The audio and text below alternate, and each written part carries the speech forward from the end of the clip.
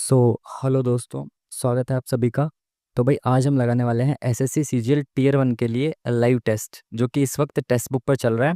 और ये जो नया इंटरफेस लॉन्च किया एसएससी ने उस पे बेस्ड है, ठीक है। और ये चल रहा है इस वक्त टेक्स्ट बुक पर all India SSC CGL tier 1 marathon ultimate live test 1 के नाम से, ठीक है। आप देख रहे होंगे यहाँ पे ऊपर भी ये वाला एक टेस्ट सेम दिख रहा होगा आपको, new interface ultimate live test 3। नीचे दिख रहा होगा आपको ये अल्टीमेट लाइव टेस्ट 2। तो ये रेगुलर चलने वाले हैं, ठीक है। तो इन सभी टेस्ट को देखेंगे। बाकी टाइम का इशू बहुत ज़्यादा रहता है, अभी भी काफ़ी मुश्किल से समय निकाल के इसको लगा रहे हैं, ठीक है। तो बाकी कोशिश रहेगी पूरी पूरी कि ये जो 2 टेस्ट और अपलोड किए जाएंगे इनका भी सॉल्यूशन देखा जाए, ठीक है। बाकी जैसा कि आप सभी लोग जानते हो, और जो लोग नहीं जानते मैं उनको बता देता हूँ कि यहाँ पे हम देखेंगे इस मॉक टेस्ट का सॉल्यूशन। और इसमें आप सीख कह सकते हैं अप्रोच, एग्जाम ओरिएंटेड अप्रोच कि आप किस तरह से एग्जाम में विद इन टाइम क्वेश्चंस को सॉल्व कर सकते हैं, कैसे आप कई बार ऑप्शन आंसर तक पहुंचेंगे, कैसे आप कई बार यूनिट डिजिट आंसर तक पहुंचेंगे। और इसी तरह की बहुत सारी छोटी छोटी सी चीज़ें जो आपका एग्जाम में बहुत सारा समय बचा सकती है, वो आप यहाँ पे सीख सकते हो, ठीक है जी। और हाँ, इससे पहले भी हमने टेक्स्ट बुक और ओलिव बोर्ड दोनों के ही सीजीएल टीयर 1 के लाइव टेस्ट जो है वो सॉल्व किए हुए हैं। तो उनके सॉल्यूशन का जो उनके सॉल्यूशन की जो वीडियोज़ हैं वो आपको एक साथ मिल जाएंगी प्लेलिस्ट में। और प्लेलिस्ट का लिंक आपको मिल जाएगा वीडियो के डिस्क्रिप्शन में। तो वहाँ से जाके आप इससे पहले के जो भी लाइव टेस्ट रहे हैं उनके सॉल्यूशन अगर आप देखना चाहते हैं तो वहाँ जाकर देख सकते हैं, ठीक है। तो चलिए फिर शुरू करते हैं। आज हम देखेंगे इसके अल्टीमेट लाइव टेस्ट 1 का सॉल्यूशन। और फिर उसके बाद जब ये सेकंड कब आएगा, सेकंड आएगा आपका हम्म एक सेकंड, 8 अगस्त को, ठीक है। तो सेकंड आएगा 8 अगस्त को, तो उसको कल आएगा ना, हाँ कल देख लेंगे उसको। और फिर 10 अगस्त को आएगा तो इसको तब देख लेंगे, ठीक है। जैसे ही टाइम मिलेगा जल्दी से इसको देख लेंगे। बाकी चलिए शुरू करते हैं। अभी अल्टीमेट लाइव टेस्ट 1 का सॉल्यूशन देखना, ठीक है। नया इंटरफेस पर बेस्ड है। आप सबको अभी तक तो पता चल ही चुका होगा कि इंटरफेस नया आ चुका है, ठीक है। चलिए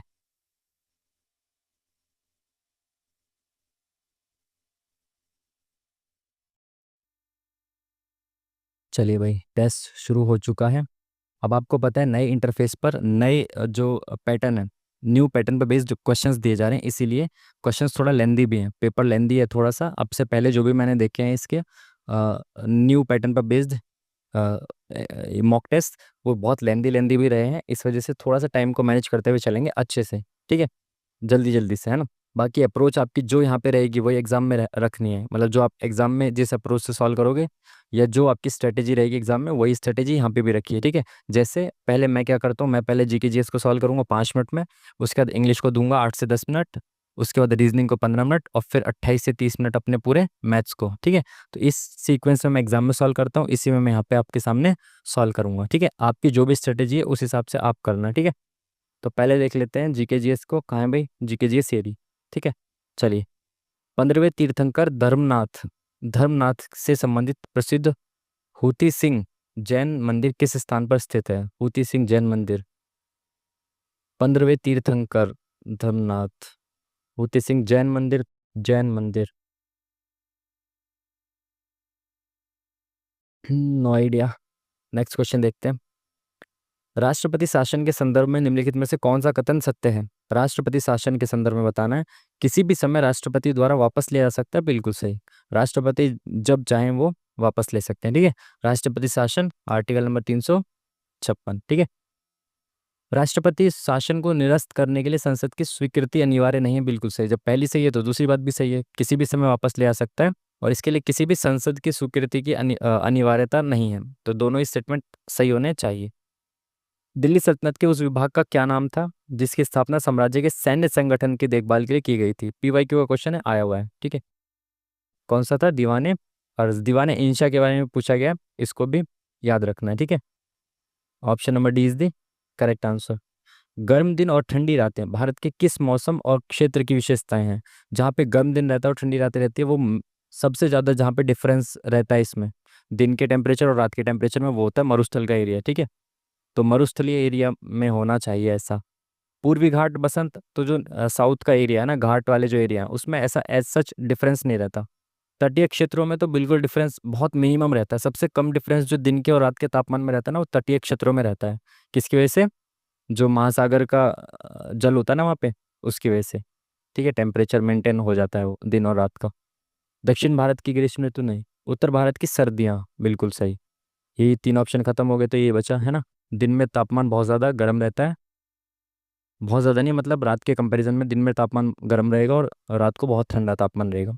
केंद्र शासित प्रदेश ULLAS नव भारत साक्षरता कार्यक्रम के तहत पूर्ण कार्यात्मक साक्षरता हासिल करने वाला पहला राज्य बन गया है।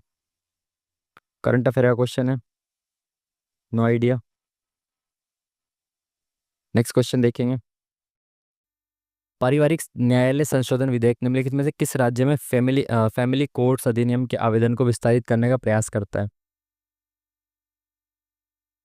अगेन करंट अफेयर का क्वेश्चन। नेक्स्ट क्वेश्चन देखते हैं, काफी करंट अफेयर क्वेश्चन है।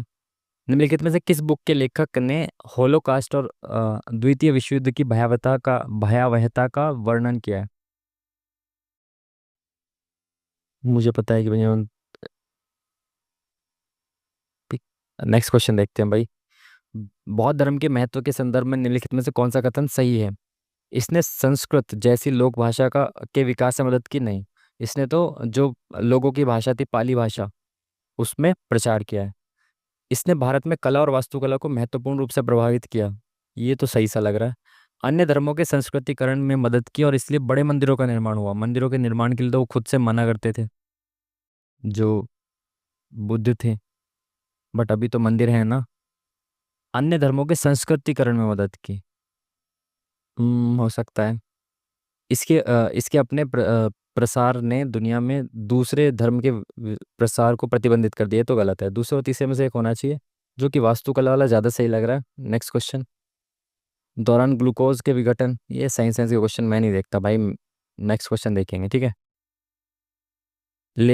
लेशान विशालकाय बुद्ध एक यूनेस्को विश्व धरोहर स्थल है जो डैश में स्थित है। विशालकाय बुद्ध कहाँ पे है? No idea. लेशान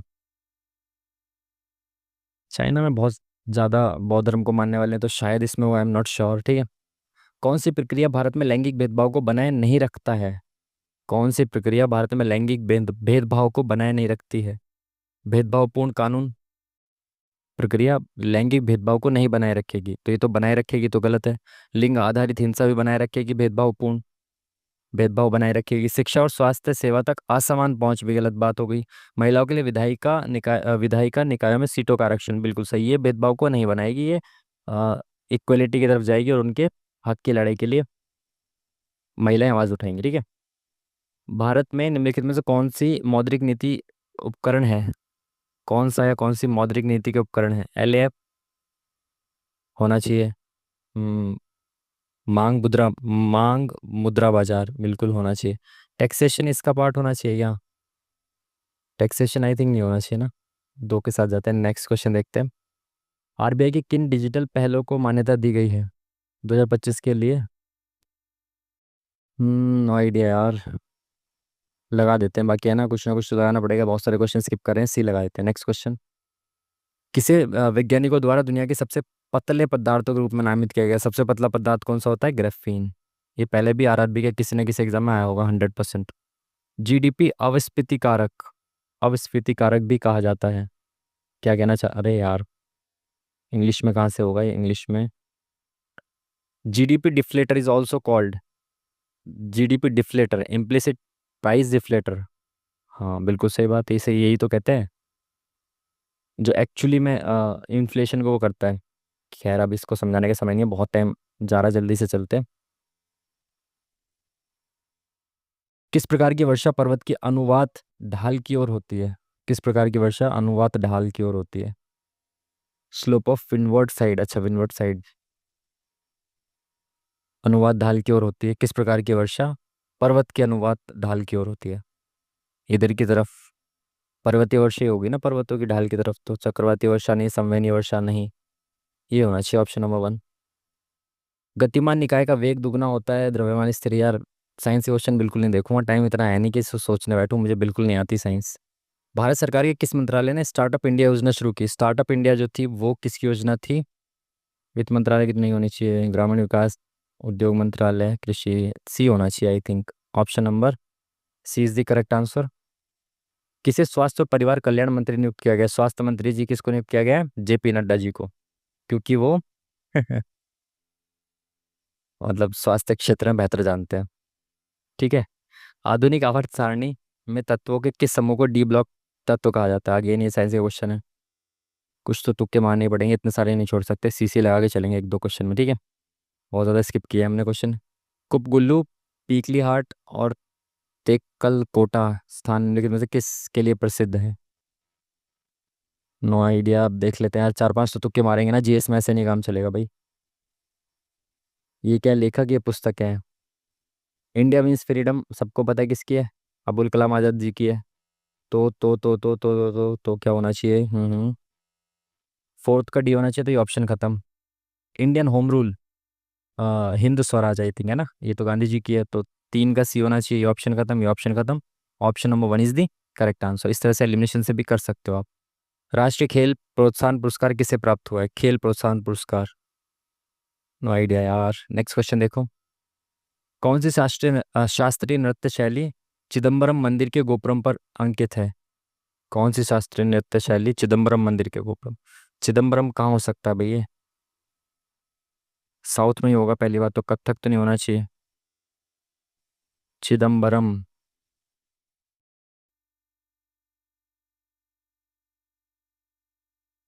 Chidambaram I think Tamil Nadu या केरल, शायद Tamil Nadu I think, I am not sure. Mohiniyattam Kerala का हो जाएगा, चिपुड़ी ऊपर, ये तो शायद नहीं होना चाहिए। आई थिंक चिदम्बरम तमिलनाडु में हो शायद, आई एम नॉट श्योर।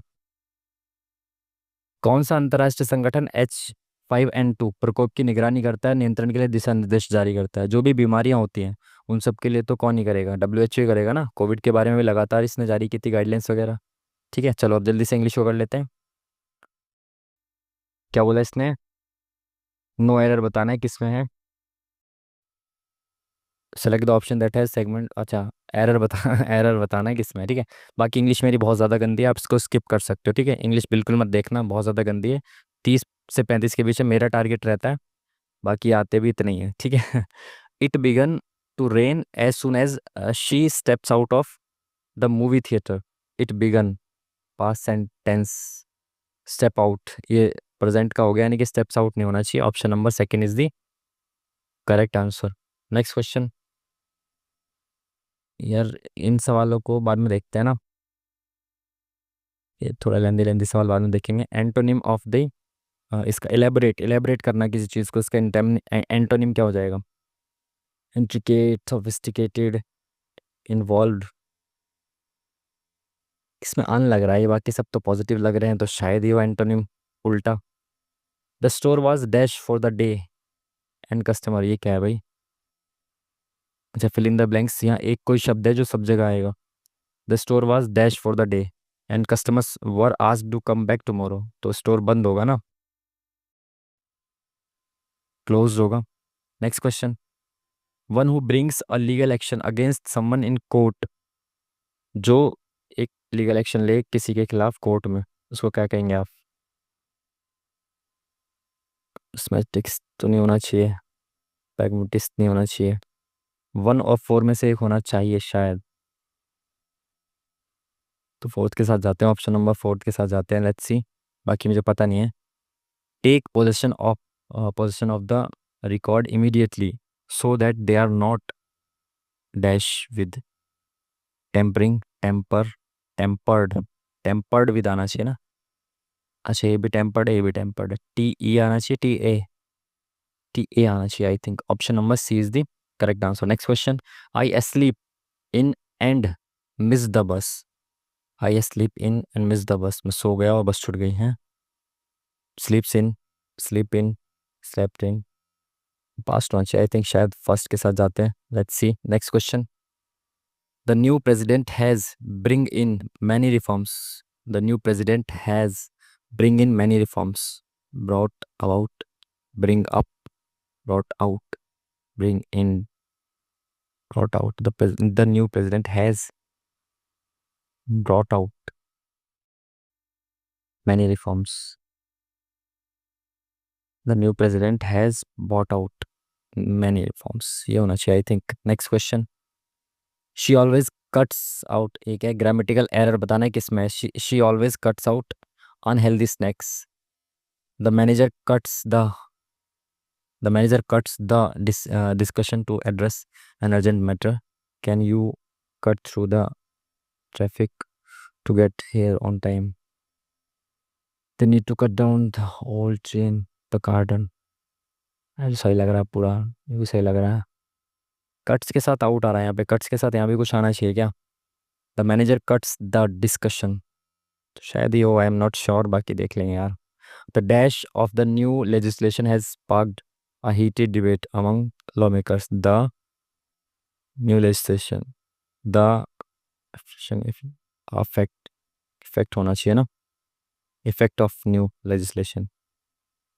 तो द लाइन का मतलब होता है नियमों का पालन करना, तो मूव और get a particular place position, do something outside level with each other in a race competition, accept the authority policies principle, नियमों का पालन करना ही होता है, तो ऑप्शन नंबर डी ही लग रहा है। ये क्या है भाई, इतना लंबा क्वेश्चन बाद में देख लेंगे।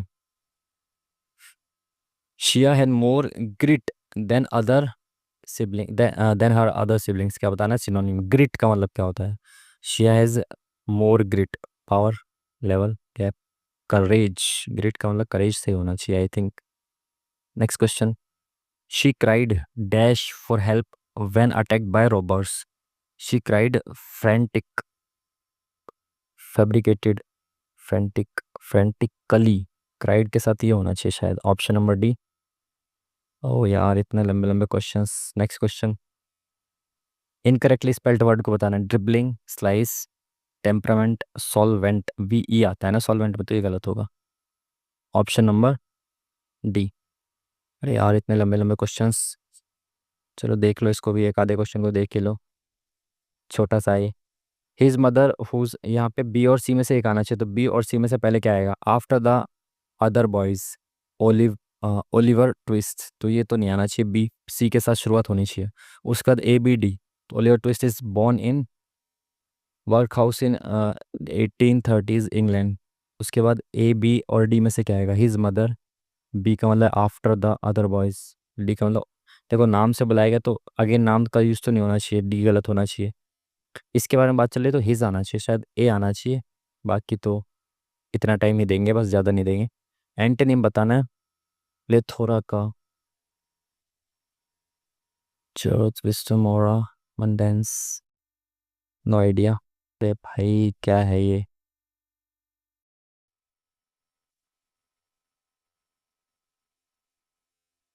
नेक्स्ट क्वेश्चन, क्या बताना है इसमें, अंडरलाइन वर्ड्स सब्स्टिट्यूट बताना है इसका। I heard directly from the person involve, directly from the person involve, straight from the horse mouth, pins and needles, ये नहीं होगा, गलत। In the seventh heaven, bearing a grudge, directly from the person involve, straight from the horse mouth होना चाहिए, option number one. Next question, choose the wrongly spelled word, wrongly spelled word choose करना है, abet, twilter, lure, benevolence, benevolent होता है ना, benevolent होता है ना आई थिंक, तो ये होना चाहिए गलत।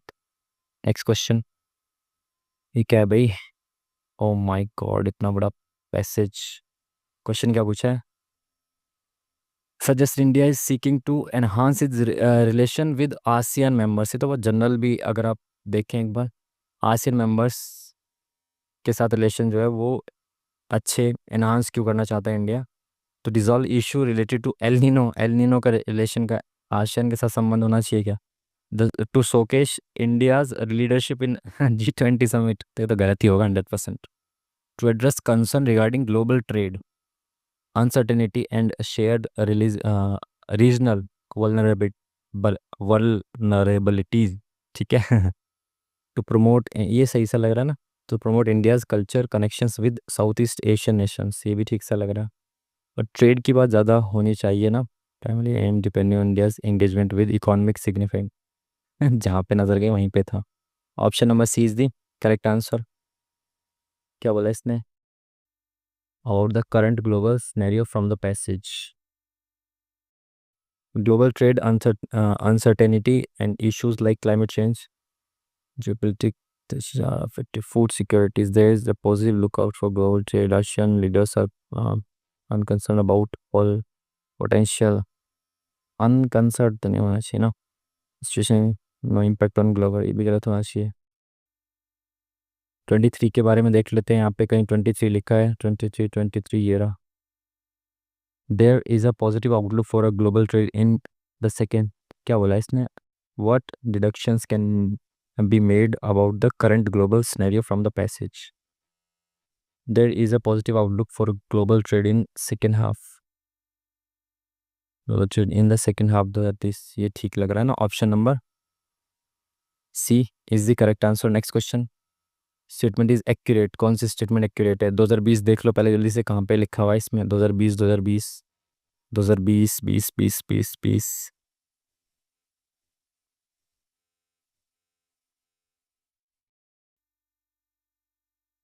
2020 तो दिख ही नहीं रहा।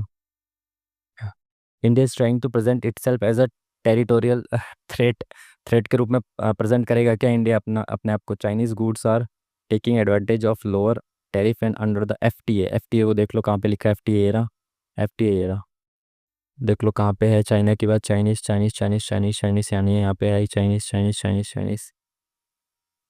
हम्म considers with import the Chinese goods are taking advantage of lower, बिल्कुल सेम लिखा हुआ है ना, into the Indian market, into the Indian, बिल्कुल सही, option number C is the correct answer. Next question, convert the passage to dominantly, tone वगैरह यार नहीं पता। नेक्स्ट क्वेश्चन देखो, period of intense and focus diplomatic activities, phrase वगैरह use करना पड़ेगा, बस बहुत है इतना। कितने क्वेश्चंस हमने कर दिए इसमें? 1 2 3 4 5 6, 6 स्किप कर दिए, बहुत है इतना, ठीक है। अब जल्दी से चलते हैं रीजनिंग पे। देखो यहाँ पे हमारे 5 मिनट खराब हो चुके हैं रीजनिंग वाले, जो हमें 45 मिनट्स यहाँ पे होना चाहिए था, रीजनिंग के लिए 15 मिनट चाहिए थे। खैर जल्दी से चलेंगे अब थोड़ा सा, है ना।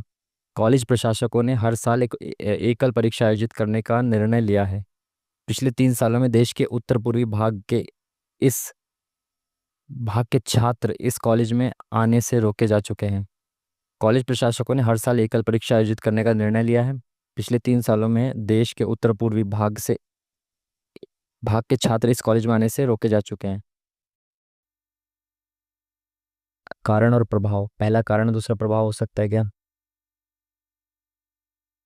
पहला प्रभाव दूसरा कारण हो सकता है ना, इस वजह से क्योंकि रोके जा चुके हैं इसीलिए आयोजित की जा रही हो परीक्षा, तो दूसरा कारण एक प्रभाव हो सकता है। नेक्स्ट क्वेश्चन, मैराथन शुरू की जा रही है, श्री एक्स स्थान श्री एक्स स्थान ए से शुरू होने वाली मैराथन में दौड़ते हैं, वह उत्तर दिशा की ओर 5 किलोमीटर चलते हैं। तो ए से शुरू हुआ, उत्तर की तरफ 5 किलोमीटर चले, ठीक है, स्थान बी तक पहुंच गए, ठीक है। फिर वो दाएं मुड़े और 6 किलोमीटर चले, दाएं मुड़े 6 किलोमीटर चले, स्थान सी तक पहुंच गए।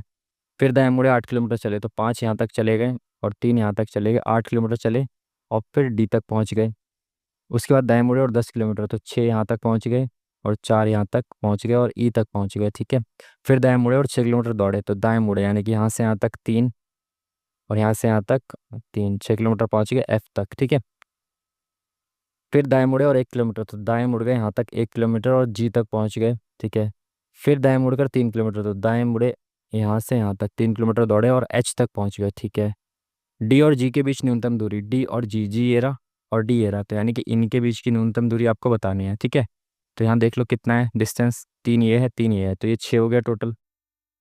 और ये एक तो यहाँ से हट गया, ये 1 किलोमीटर ही चला था ना यहाँ से यहाँ तक, ये हट गया। और यहाँ से यहाँ तक कितना बचा? 3 बचा और ये 6, तो ये 9 हो गया, ये 6 हो गया, तो ये कितना आ जाएगा? 3 दूनी 6, 3 3 2 3 है ना। कर्ण का वर्ग वो लगा दो पाइथागोरस थ्योरम, तो 91 प्लस 36, 6 और 1 7, 8 3 11, 117 रूट के अंदर आ जाएगा इसकी वैल्यू। तो 13 निम्मा 117, तो 13 रूट के अंदर रह जाएगा, 9 बारह के 3 हो जाएगा, तो 3 रूट 13, ठीक है। Option number C is the correct answer. बनाइए, चलिए इसका डायग्राम बनाना पड़ेगा, ठीक है। पूछा क्या है, कौन सा सत्य है? अच्छा अच्छा, इन्होंने ये वाले दे दिए हैं, ठीक है ठीक है। यू का मतलब क्या है, एक्स वाई की माता है, तो एक्स यानी के माता है किसकी, वाई यानी एल की, ठीक है। इसका मतलब क्या है भाई, एक्स वाई का भाई है, तो ये भाई है किसका, एन का, ठीक है। उल्टे ए का मतलब क्या है, एक्स वाई की पत्नी है, तो ये एक्स जो है पत्नी है किसकी, वाई की, तो ये पति हो गए। परसेंटेज का मतलब एक्स वाई का पुत्र है, तो ये जो है एक्स पुत्र है किसका, वाई यानी एस का पुत्र है। उल्टे ए का मतलब एक्स वाई की पत्नी है, तो एस जो है पत्नी है किसकी, टी के, ठीक है, पति हो गए। एम के का दामाद है, एम जो है वो के का दामाद है, के की बेटी का पति, बिल्कुल सही है, क्या बोला, सत्य बताना है, पहली ऑप्शन सही है, बताओ। Next question. आगे क्या है ये बताना है आपको, ठीक है। डी से जेड, तो जेड से +4 हो गया, STUVWXYZ। हम्म, नंबर लिख लो ना, 4, 26, 19, 9, ठीक है। यहाँ से यहाँ तक 10 हो रहा है, यानी कि -10, 6 7 -7, 26 और +4 यानी कि -4, -4 3 7 3 10 और 3 13, -13 होना चाहिए, तो 9 का 9 गया -4, तो यानी 22 आना चाहिए। तो 22 क्या होता है, TUV, option number 1 is the correct answer, ठीक है। यहाँ से 13 माइनस करोगे अल्फ़ाबेटिकल ऑर्डर में, तो पहले 13 माइनस करने के लिए 9 पीछे जाओगे, जेड पे आ जाओगे 26 पे, अब 4 माइनस करोगे तो 22 पे, 22 होता है V, option number 1 is the correct answer. ये बराबर ये है, ये बराबर ये है, तो इनका कुछ ना कुछ मतलब है, कोई ना कोई साइन है या कुछ ना कुछ ऐसा लॉजिक है जिससे ये 16 बन रहा है। 16 कैसे बनेगा, 24 चौका 96 होता है, और 12 और 4 16, तो यानी कि एट द रेट का प्लस कर सकता हूँ, इसका डिवाइड, बहुत सही बेहतरीन। एट द रेट का मतलब क्या, प्लस है, और इसका मतलब डिवाइड है, ऐसा हो पा रहा है क्या, 19 19 57, और 3 21 और 3 24, बहुत सही। तो इसका मतलब क्या था, डिवाइड, 6 6 36, इसका मतलब था प्लस 6 और 54 60, option number 1 is the correct answer, आसान सवाल। इसका मतलब होता ओ, ये आ गया भाई मोड। और आपको पता होगा ये शायद किसी एक एग्जाम में आया, उसके बाद लगातार आ रहा है, फेज 13 वगैरह में किसी में पूछा गया है, उसके बाद ये लगातार एग्जाम में पूछा, इसमें मॉक टेस्ट में पूछा जा रहा है। मेरे को भी नहीं पता था मोड का मतलब, बट मोड का मतलब होता है जो इसको आप सॉल्व करोगे, बाद में ये पता चला था क्योंकि लगातार मॉक में आ रहा था, ठीक है। दोस्तों वगैरह ने भी डिस्कस किया कि भाई ऐसे मोड वोड आ रहा है, तो उसके बाद मुझे तब से ही पता चला, उन्होंने ही मुझे इसके बारे में बताया कि क्या होता है। तो ये होता है कि इसका जो आंसर आएगा ना यहाँ पे, ये तो इसको सॉल्व करो पहले, क्या है, डिवाइड को सॉल्व करेंगे, 3 5 15, ये प्लस का 5 है, माइनस का 5, पहले तो खत्म, 10 दूनी 20, 50 में से 20 गया, कितना बचा, 30। मोड 4 का मतलब है 4 से इसको डिवाइड करें तो रिमाइंडर कितना बचेगा, तो 4 से 30 को डिवाइड करेंगे तो रिमाइंडर कितना बचा, 2 बचा ना, तो 2 आंसर हो जाएगा, ठीक है। जो आएगा इसको इससे डिवाइड करना है, मोड के बाद जो लिखा है ना इससे डिवाइड करेंगे तो वही बचता है रिमाइंडर, जो रिमाइंडर बचता है ना वही आंसर होता है, ठीक है। स्कूल के प्रिंसिपल को लंच ब्रेक के दौरान स्कूल यार्ड में बुलिंग की शिकायत मिली, और जल्द से जल्द इस स्थिति, एक सेकेंड एक सेकेंड।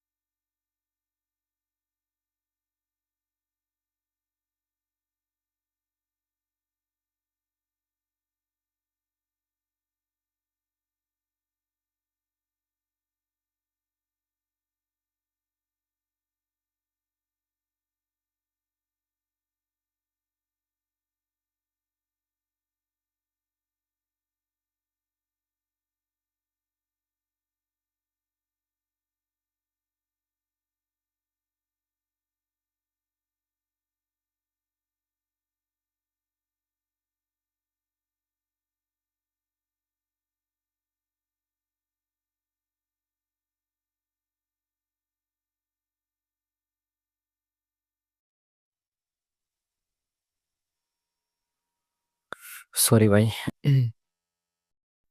क्या था क्या पूछ रहा क्वेश्चन, स्कूल के प्रिंसिपल को लंच ब्रेक के दौरान स्कूल यार्ड में बुलिंग की शिकायत मिली, जल्द से जल्द स्थिति की जांच और समाप्त करना चाहते हैं, उन्होंने शिक्षक को ध्यान से देखने के लिए कहा, निम्नलिखित में से किस स्थिति में कार्रवाई की आवश्यकता है। किसकी शिकायत मिली है, स्कूल यार्ड में, यानी कि ग्राउंड में बुलिंग, बुलिंग का मतलब होता है लड़ाई झगड़ा ऐसे, है ना, बदमाशी टाइप, चार लड़कियों ने एक अन्य लड़की को घेर रखा है और बैग पर कब्जा किया हुआ है, निम्नलिखित में से किस स्थिति में कार्रवाई की आवश्यकता है। एक लड़की बिना बातचीत के चुपचाप बैठी है, बुलिंग थोड़ी होगा। बास्केटबॉल खेल रहे दो लड़के बहस कर रहे हैं, तो ग्राउंड में खेलेंगे ना बास्केटबॉल, तो तीन लड़कों द्वारा एक वीडियो गेम खिलाया जाता है जिसकी स्कूल में अनुमति नहीं, ये भी गलत है। या तो ये होना चाहिए, सॉरी, हाँ बैग पर कब्जा किया हुआ है, बट क्योंकि यार्ड की बात चल रही है तो ग्राउंड की बात चल रही है, तो ये होना चाहिए ऑप्शन नंबर सी, बास्केटबॉल चल रहा होगा वहाँ पे। सुप्रीम कोर्ट ने दस्तावेजों के सत्यापन के लिए समय सीमा निर्धारित की है, भर्ती संस्था तत्काल आधार पर कार्यवाही कर रही है। कारण और घटना प्रभाव ये बताना है। सुप्रीम कोर्ट ने दस्तावेजों के सत्यापन के लिए समय सीमा निर्धारित की है, इसीलिए भर्ती संस्था तत्काल आधार पर कार्रवाई कर रही है। ऐसा हो सकता है क्या? हो सकता है। ए क्या हो सकता है? ए कारण हो सकता है, बी इसका प्रभाव हो सकता है। बाकी इसमें यार मार्जिन ऑफ एरर लेके चलो, गलतियां हो जाती हैं इस तरह के क्वेश्चंस में, ठीक है। कथन, ग्लोबल वार्मिंग प्रजातियों के विलुप्त होने और वनों की कटाई से पर्यावरण के लिए खतरा पैदा हो रहा है। जितना अधिक हम अपने पर्यावरण का शोषण करते हैं, पतन करते हैं, उतनी ही अधिक पारिस्थितिक असंतुलन हम उत्पन्न करते हैं, अंततः मानव जीवन के अस्तित्व को खतरे में डालते हैं। ठीक है। प्रत्येक प्रजाति प्रत्यक्ष या अप्रत्यक्ष रूप से जीवित रहने के लिए हर दूसरी प्रजाति पर निर्भर है। मनुष्य ही है जो न केवल हमारे अस्तित्व के लिए बल्कि हमारी विकास की जरूरत के लिए भी अधिकतम संख्या में प्रजाति पर निर्भर है। इससे ऐसा कहाँ धारणा बन रही है भाई? ग्लोबल वार्मिंग प्रजातियों के विलुप्त होने और वनों की कटाई से पर्यावरण के लिए खतरा पैदा हो रहा है। शोषण करेंगे, पारिस्थितिक असंतुलन पैदा होगा, अस्तित्व खतरे में डालेगा। पहला तो निश्चित रूप से सत्य है। अप्रत्यक्ष रूप से जीवित रहने के लिए दूसरी प्रजातियों पर निर्भर है। मनुष्य ही है जो न केवल हमारे अस्तित्व के लिए बल्कि हमारी विकास संबंधी जरूरतों के लिए अधिकतम प्रजातियों पर निर्भर है। केवल मनुष्य ही है, सब मनुष्य ही है बस। गलत होना चाहिए, पहला ही सही लग रहा है मेरे को तो। बाकी बहुत सारे क्वेश्चन ऐसे दे दिए इन्होंने। यहाँ पे क्या पूछा? एल और एम विभिन्न अंकों को दर्शा रहा है। एम बताना है, एम क्या होगा? एल एल एल, यहाँ पे एल क्या हो सकता है? पहली बात तो एल देखो, एक में किसकी मल्टीप्लाई करूँ कि यूनिट डिजिट 7 आ जाए, तो 7 की मल्टीप्लाई करनी पड़ेगी, तो एल तो 7 हो जाएगा। ठीक है, तो 3 2 5 1 और 97, तो 7 एकम 7, 7 पंजे 35, 7 दूनी 14, 15 16 17, 1 7 21 और 1 22 इंटू 9 एकम 9, 9 पंजे 45, 9 18 4 22, 9 3 7 28 29, 7 9 5 14, 8 5 13, 2 4 5, 9 2 11, 3 1 5 3 1 5 3 4 7, तो 3 आना चाहिए एम की जगह पे। Option number C is the correct answer. Next question, यहाँ पे क्या आएगा? देखो 2 से यहाँ पे कितना बड़ा नंबर दिखाई दे रहा है आपको, तो यहाँ पे मोस्ट प्रोबेबली इंटू का लॉजिक लगना चाहिए। ठीक है, 2 से 3 यानी कि 2 इंटू 1 +1 हो सकता है। 3 से 10, तो 3, 2 में 1 की इंटू किया, तो 3 में किसकी इंटू करो? 3 में 2 की करके देखो तो +4 हो रहा है, 3 दूनी 6। अब इसमें 3 की करके देखो, 10 दिया 30 + 9। अब यहाँ पे +1 +4 +9, तो अब मेरे को समझ में आ रहा है कि शायद ये 1 2 3 स्क्वायर्स को प्लस कर रहे हैं, तो अब 39 × 4 +16 होना चाहिए। तो 4 चौक 16, 160 में से 4 गया 156, और 16 कितना हो गया? 12, 5 6 7, 172, बिल्कुल सही। ठीक है, तो ×4, अब ×5 होना चाहिए इसमें, और प्लस 5 का स्क्वायर होना चाहिए ना, 2 3 4। अब 5 का स्क्वायर प्लस होगा, 17 पंजे 85, 860 हो गया ये, और 25 में जोड़ेंगे कितना हो जाएगा? 885। Option number B is the correct answer. Next question, कूट भाषा में मार्बल्स को कैसे लिखा जाता है? कथन है, आपको बताना है कौन से कथन पर्याप्त है इसके आंसर के लिए। मार्बल कहाँ है भाई? अच्छा, यहाँ पे कैपिटल में दे रखा है, यहाँ पे स्मॉल में दे रखा है। सम स्टोन्स आर मार्बल को ऐसे, अच्छा इसका मतलब है ये और इसका मतलब है ये, तो मार्बल्स कहाँ है? यहाँ पे मार्बल्स ये रहा और मार्बल्स ये रहा। ठीक है, और कुछ कॉमन है क्या दोनों में? और कुछ भी कॉमन नहीं है। डोंट है क्या इसमें? नहीं। ब्रेक है क्या? नहीं। तो पहला पहला स्टेटमेंट अकेले इसके आंसर के लिए पर्याप्त है। ठीक है, क्योंकि केवल मार्बल कॉमन है, तो निकाल सकते हैं आप इससे। पहला स्टेटमेंट तो है, ठीक है। दूसरा देखें, some stones are marble, marbles are strong, तो marble are strong, marble, some stones are marble, तो मार्बल और आर यहाँ पे भी दिया है, मार्बल और आर यहाँ पे भी दिया है, तो इससे हम खाली मार्बल तक तो नहीं पहुंच सकते, मार्बल आर तक पहुंच सकते हैं। तो केवल एक स्टेटमेंट तो कंफर्म है, एक अकेला पर्याप्त है जबकि दूसरा पर्याप्त नहीं है। ठीक है, एक्स को 51 लिख रहे हैं, तो TAKJK ई और एस, तो 9 10 11 5 16 1 2 3 4 5, 56 को 51 क्यों लिख रहे हैं भाई? 5 माइनस कर रहे हैं। 5 माइनस क्यों कर रहे हैं? 1 2 3 4 5, या तो अल्फ़ाबेटिकल वैल्यू अल्फ़ाबेट हो सकते हैं 5, या फिर सब में 5 ही माइनस करें, तो LKLEATUV और 5 7 8 9 10 5 15 1 2 2 4, 45 -5 अगेन। ठीक है, TEAM, तो 5 और एक 6 3 9, 2 और एक 3, 5 माइनस करें या फिर 4, 1 2 3 4, 4 माइनस करेंगे तो 35 आना चाहिए, तो 5 ही माइनस करना पड़ेगा। सब में 5 माइनस हो रहा है, option number D is the correct answer. इसको ये लिखा जाता है, इसको ये लिखा जाता है, तो इसको क्या लिखा जाएगा? फर्स्ट है फर्स्ट और फिर फर्स्ट से लास्ट का लिंक चेक करना है आपको, बी से जे। तो B C D E F G H I J, बहुत ज़्यादा बड़ा दिख रहा है ना, 2 4 6 8 प्लस 8। ए से जे 10, तो प्लस 9। एन से के, तो ये तो नहीं दिख रहा, फर्स्ट से लास्ट देख लो एक बार। बी से C +1, A B C +2, N O P Q +3, और जी से जी एच आई जे के +4। तो +1 +2 +3 +4 ऐसे चल रहा है, ठीक है। टी यू आई जे के बिल्कुल सही, तो एस का यहाँ पे आ जाएगा टी, टी यू वी +2। ठीक है, लो ये सारे ऑप्शन खत्म हो गए, एक ही बचा है ना, टी यू वी, बिल्कुल सही। Option number D is the correct answer. एक पंक्ति में सिंधु, भाई बहुत कम टाइम है, जल्दी से चलेंगे ना। एक पंक्ति में सिंधु आगे से 15वें स्थान पर है, तो आगे से 15वें स्थान पर है कौन है? सिंधु। मधु पीछे से 10वें स्थान पर है, पीछे से 10वें स्थान पर है कौन? मधु। यदि अपने स्थान को परस्पर बदल लें, तब सिंधु और मधु के बीच 5 व्यक्ति हैं, तो इनके बीच में 5 व्यक्ति हैं, तो पंक्ति में कुल कितने व्यक्तियों की संख्या क्या है, मतलब व्यक्तियों की संख्या कुल कितनी हो सकती है? 10 15 20 30 हो जाएगी ना, 5 है ना बीच में, ठीक है, 30 होनी चाहिए। Option number C is the correct answer. E S R O अक्षरों की सहायता से अधिकतम कितने अर्थपूर्ण अंग्रेजी शब्द बनाए जा सकते हैं? E S R O, R O S E दिख रहा है एक तो रोज, और R O S E, S O R E भी कोई शब्द होता होगा, दो, और एस ई आर ओ, ये भी शब्द है क्या? हाँ सेरो, S O R E, S O E R, E R भी शब्द है क्या कोई?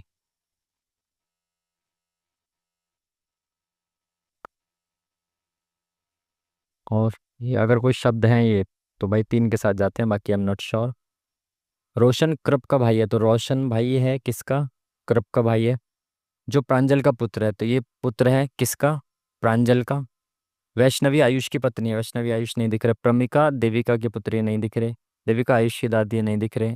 जो रोशन का पुत्र है, देविका आयुष की दादी है, जो रोशन का पुत्र है, रोशन का पुत्र कौन है? आयुष। इसकी दादी कौन है? देविका, तो यानी कि पापा की मम्मी कौन है? देविका मम्मी है, तो ये कौन हो गई? इनके पिताजी हो गए, ठीक है। रोशन का प्रमिला से, रोशन प्रमिला कहाँ है? पी से यहाँ कौन है? ये पी से प्रांजल है, ये प्रांजल, ठीक है। वैष्णवी आयुष की पत्नी है, तो आयुष की पत्नी कौन है? वैष्णवी है, ठीक है। प्रमिला देविका की पुत्री है, तो देविका की पुत्री है, यानी इनकी बहन है कोई प्रमिला, ठीक है। यही तो पूछा, रोशन का प्रमिला से संबंध क्या है? रोशन का प्रमिला से संबंध है, तो भाई है वो। Option number C is the correct answer. गन्ने से इथेनॉल, जेट्रोफा, जेट्रोफा से क्या निकलेगा?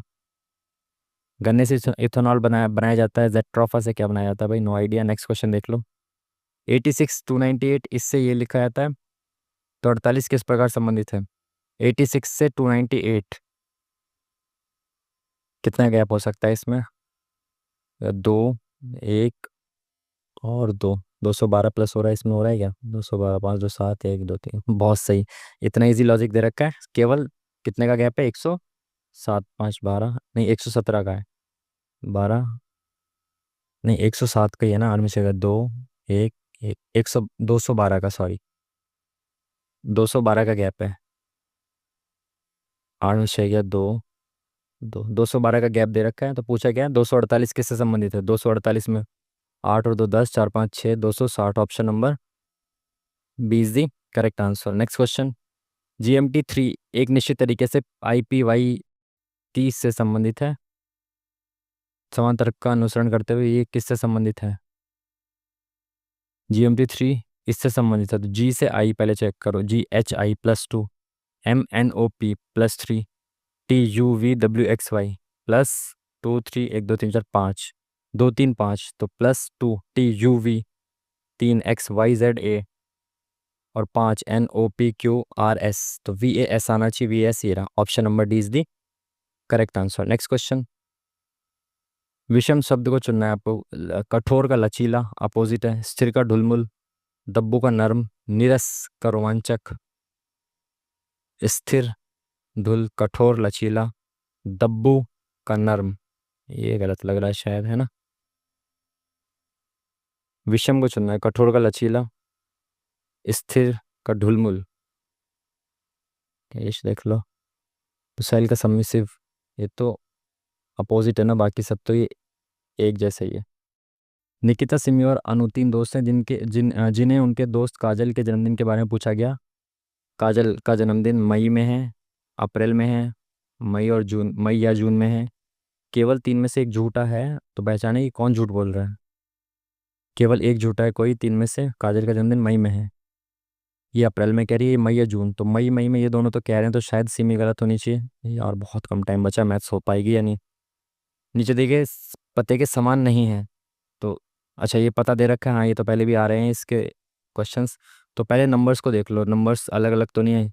5200, 4 32, 5200, 4 32, ये देखो 32 ए है या 32 एन है, तो फोर्थ वाला जो है अलग हो जाएगा। Option number one is the correct answer. पांच व्यक्ति खड़े हैं, सुमन प्रणव के बगल में खड़ी है, तो सुमन प्रणव के बगल में खड़ी है, ठीक है, लेकिन वह दीना के बगल में नहीं है, ठीक है। कुमार राजू के बगल में खड़ा है, जो सबसे बाएं छोर पर खड़ा है। बाएं छोर पर कौन खड़ा है? राजू, जो मतलब राजू सबसे दाएं छोर, सॉरी, बाएं छोर पर खड़ा है राजू, है ना।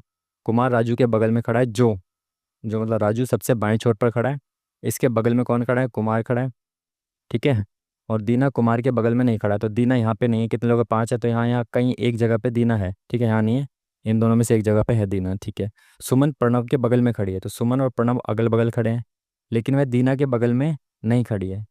सुमन दीना के बगल में नहीं खड़ी है। अगर दीना यहाँ पे होगा, यहाँ कहीं, तो सुमन नहीं होनी चाहिए। सुमन यहाँ होगी प्रणव के बगल में, और दीना यहाँ पे होगा, ठीक है।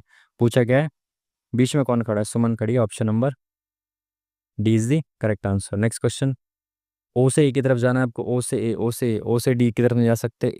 और कोई रास्ता है क्या? ओ से ए, ओ से ए नहीं। जी से सी की तरफ जाना है, जी से डी, और डी से टी, टी से ए से सी, बिल्कुल सही। सेकंड वाला केवल करेक्ट है, only second is the correct. मात्र 20 मिनट बचे हैं मैथ्स के लिए, अब क्या ही होगा इसमें मैथ्स में यार। सात पुरुष और छह महिलाओं के एक समूह में पांच व्यक्तियों को एक समिति का गठन इस प्रकार किया जाना है ताकि उस समिति में कम से कम तीन पुरुष हों। ऐसा कितने तरीकों से किया जा सकता है? सात पुरुषों और छह महिलाओं के समूह में पांच व्यक्तियों को एक समिति का गठन इस प्रकार किया जाना है, समिति में कम से कम तीन पुरुष हों। कितना तरीकों से किया जा सकता है? फैक्टोरियल वगैरह से होगा शायद ये, अब बाद में देखेंगे ना, पहले आसान आसान सवालों को देखेंगे, टाइम बहुत कम है। 52 ताश की पत्तों की गड्डी, पत्तों की गड्डी, एक गड्डी से एक पत्ता निकाला गया। ईंट की रानी या ईंट का राजा निकालने की प्रायिकता। देखो ईंट में एक की रानी होगी और एक ही राजा होगा, तो पॉसिबल ये है, और टोटल 52 है, तो 2/52 यानी 1/26 इसकी प्रोबेबिलिटी हो जाएगी। Next question. एक बिंदु एक्स 14 सेंटीमीटर व्यास वाले वृत्त पर एक स्पर्श रेखा खींची जाती है। एक बिंदु एक्स से 14 सेंटीमीटर इसका व्यास है, तो ये 7 हो गई, स्पर्श रेखा खींची जाती है यदि वृत्त की परिधि से बिंदु एक्स की दूरी 18 है। तो परिधि से एक्स की दूरी जिससे स्पर्श रेखा खींची गई, ये वाली, इसकी दूरी 18 है, ये भी 7 हो गया, ये 90 डिग्री हो गया। पूछा गया स्पर्श रेखा की लंबाई, तो ये कितना हो गया? 20 7 27, ये 7, सॉरी, 20 5 25, ठीक है, ये 7 25, ये 24। आपको पता है ट्रिपलेट होता है 7 24 25 का, तो 24 इसकी लंबाई हो जाएगी। तो ऑप्शन नंबर 20 दी करेक्ट आंसर। उस त्रिभुज का क्षेत्रफल ज्ञात कीजिए जिसके शीर्ष इतने इतने इतने हैं। आज तो मैथ्स में आसान सवाल है यार। देखो इसमें क्या करना होता है, जो कोऑर्डिनेट्स होते हैं ना, इसके बहुत तरीके होते हैं निकालने के, बट आप क्या करो, किसी भी एक को ना जीरो बना दो पहले। तो इसके कोऑर्डिनेट्स को जीरो बनाने के लिए दो में से -2 करना पड़ेगा और इसमें से -0 करना पड़ेगा। अब ये सेम ऑपरेशन सबके साथ कर दो, तो 5 में से 2 गया 3, 3 में से 0 गया 0, 5 में से 2 गया 3, 2 में से 0 गया 2। अब इसमें बाहर बाहर वालों को और अंदर अंदर वालों को मल्टीप्लाई कर दो, तो 3 दूनी 6 और 3 का 3, इनका जो डिफरेंस आएगा, सॉरी 3 0 0, इनका जो डिफरेंस आएगा पॉजिटिव डिफरेंस को, उसको 2 से भाग कर देंगे, वही इसका एरिया हो जाएगा। 6/2 3, ठीक है। Option number D is the correct answer, ठीक है। अब इतना समझाने का टाइम है नहीं, जल्दी जल्दी से चलेंगे। ओ केंद्र है, ओ इसका केंद्र बताओ, कितनी दूर दे रखा है इसका केंद्र? BC एक चाप है, ठीक है। CDC के माध्यम से स्पर्श रेखा है, CD स्पर्श रेखा है, ठीक है। AOC 18 है, 118 AOC, ठीक है। ACD बताना है, तो ACD ये किसके बराबर होगा? ये पहले भी मैं आपको बता चुका हूँ थ्योरम, ये इसके बराबर होगा, ठीक है। नहीं भी पता आपको, देखो पहली बात तो ये जो है ना 118, ये केंद्र पर बनाया गया कोण है और ये परिधि पर है, तो केंद्र का आधा होगा परिधि पर, तो ये कितना हो जाएगा? 2 पंजे 10, 2 में 18, सेम हो जाएगा 59। बाकी और भी तरीका हो सकता है इसका, हो सकता है क्या? देखो ये यहाँ से यहाँ तक स्पर्श रेखा है, इसको ऐसे मिलाऊंगा तो ये 90 डिग्री का एंगल बनेगा, ठीक है। ये बराबर इसके है ना, ये दोनों बराबर है, रेडियस है। तो आधे आधे हो जाएंगे, कितने कितने हो जाएंगे, 120 62, तो 62 का आधा 31, ये 31 का हो गया, ये भी 31 का हो गया। अब ये पूरा 90 का है, तो 90 में से 31 गया तो 59 बचा ना। दोनों तरीके से कर सकते थे आप लोग भाई। नेक्स्ट क्वेश्चन, 145 का डैश परसेंट प्लस 125 का इतना परसेंट, ये बराबर ही हो जाएगा। तो 145 का x% प्लस 125 का 12.5, यानी कि 1/8%, 1/8 बराबर 2 दूनी 4, 22 चौक 88। तो ये कर दो, 5 दूनी 10, 5 दूनी 10, 5 नीम 45, 19x/20, इनका एलसीएम ले लो, 20 दूनी 40, तो 19 दूनी 58x, 8 पंजे 40, 125 पंजे 625 बराबर 88 इंटू 40 कर दो यहाँ पे ले जाके। ठीक है, कितना हो जाएगा, 0, 4 अट्ठे 32, 4 अट्ठे 32, 33 चौथी 35। इसमें से 625 को माइनस कर दो, 5, 11 में से 2 गया 9, और 14 में से 6 गया 8 और 2, है ना। 5, 4 अट्ठे 32, 3, 4 अट्ठे 32, 35, 9 2 11, 8 6 14 15 2। ठीक है, तो 2895, ये 58 बचा, ये 58 इधर आ गया। ठीक है, तो 658 कितनी बार में जाएगा, ये 6 पंजे 30, तो 5 के आसपास जाएगा क्या ये, 29, तो 5 से हल्का सा ही कम है, यानी कि 49 पॉइंट समथिंग आया। तो option number C is the correct answer. ठीक है, एक्स की पावर 2/3 प्लस एक्स की पावर 1/3 बराबर 2 है, को संतुष्ट करने वाले एक्स के मानों का योग बताना है। ये सेम ऐसा ही क्वेश्चन आरआरबी में पूछा गया, रेलवे में पूछा गया ऐसा सवाल। इसमें आप क्या कर सकते हैं, क्या करते थे इसमें आप, एक्स की पावर 2/3, एक्स की पावर 1/3, संतुष्ट करने वाले एक्स के मानों का योग, ऐसे समथिंग पूछा तो गया है। इसमें करना क्या होता है, अगर मैं इसको के मान लूँ, एक्स, हाँ ऐसे करोगे आप, इसको एस, इसको मान लो आप के, तो ये क्या हो जाएगा, के स्क्वायर हो गया, प्लस ये एक्स की पावर 1/3 बचा, इसको के मान लो आप, ये इधर आ गया, तो -2 बराबर 0 हो गया। अब इसका फैक्टराइजेशन कर दो, तो 1 × 2, -2 आना चाहिए, इंटू करके अब प्लस करके 1 आना चाहिए, तो के स्क्वायर, यहाँ पे के रखना पड़ेगा ना, प्लस करके क्या आना चाहिए, के आना चाहिए। तो माइनस का के प्लस 2 के -2, ठीक है, इंटू करा प्लस आगे, ठीक है, के कॉमन आ गया, के -1 प्लस 2 के -1, है ना। ठीक है, तो के की वैल्यू कितनी आ गई, के की वैल्यू एक आ गई, और के की वैल्यू कितनी आ गई, -2 आ गई। ठीक है, यानी कि एक्स की पावर 1/3 की वैल्यू एक, तो एक आ जाएगी, दोनों तरफ क्यूब कर दोगे तो एक्स की वैल्यू कितनी आ गई, एक आ गई, -2, एक्स की पावर 1/3 की वैल्यू, इस पर क्यूब कर दोगे तो एक्स की वैल्यू आ जाएगी, तो इसका भी क्यूब कर दो, 2 3 4 दूनी 8, इनका योग कितना हो जाएगा, -7। Option number C is the correct answer. ये सेम क्वेश्चन आरआरबी में आए हुए हैं, काफी किए हुए भी हैं। ये ए की क्यूब है, ये क्या है, 0.2 की क्यूब लिख सकता हूँ इसको मैं, ए की क्यूब माइनस बी की क्यूब, आपको पता है क्या होता है, A² plus AB plus B², ये B² है, ये AB है, क्या 22×84 बिल्कुल सही, तो इससे ही कट जाएगा, क्या बचेगा, माइनस बचेगा, A-B बचेगा। इसको आप ऐसे लिख सकते हैं ना, इसको चेंज करके, तो ये ऊपर नीचे कट जाएगा, ये बचेगा A-B। तो इसमें से 0.2 गया तो कितना बचा, 4 बचा, 4.2 में से 0.2 गया तो 4 बचा ना, तो option number 1 is the correct answer. एक लोहे का 1.2 मीटर लंबा बेलनाकार रोल बनाया गया, इसकी आंतरिक त्रिज्या 24 है, और रोलर बनाने में उपयोग की जाने वाली लोहे की चादर 15 सेंटीमीटर मोटी है। रोलर का द्रव्यमान द्रव्यमान क्या है, यदि लोहे का 1 सेंटीमीटर क्यूब का द्रव्यमान 8 है,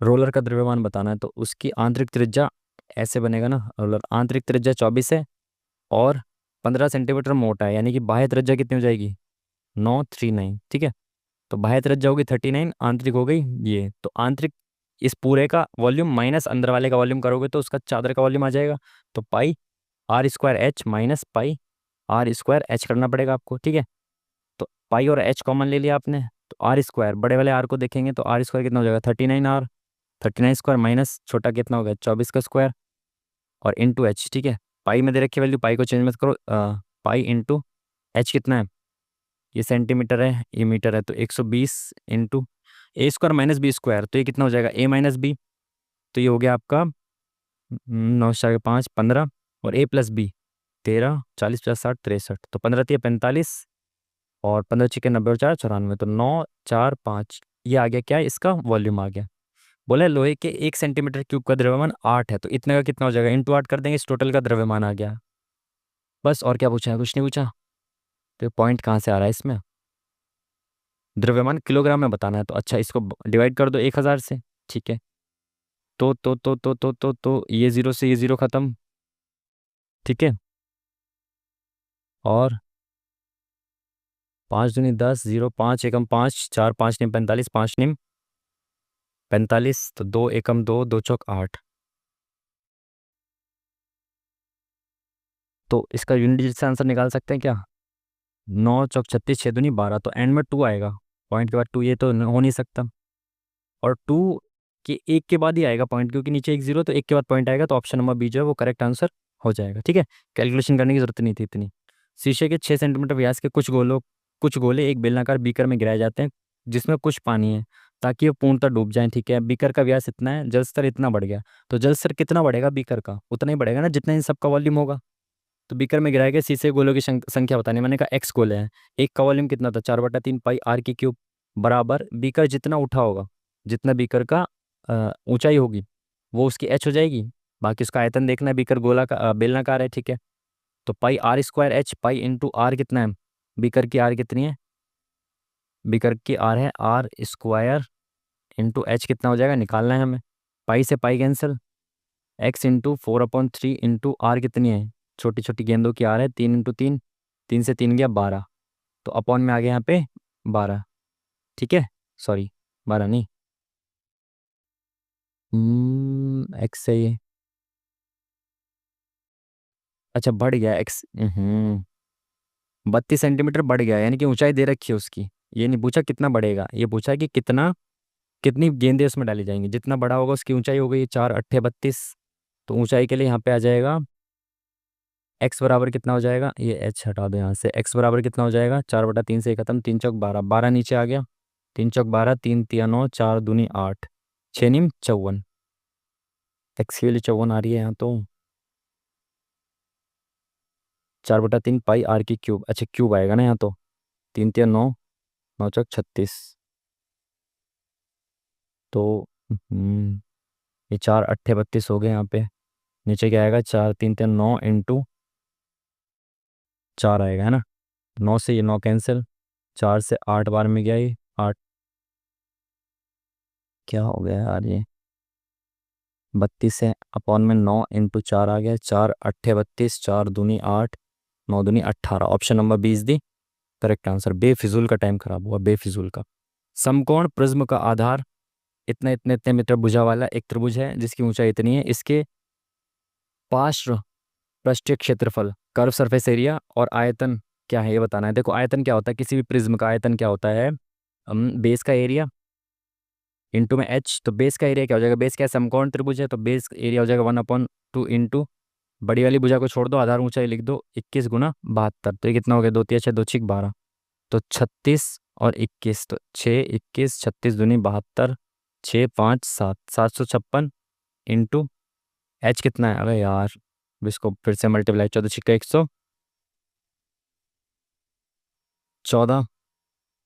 सॉरी 14 6 84, 8 14 5 70, 8 78, 14 7 112 और 119।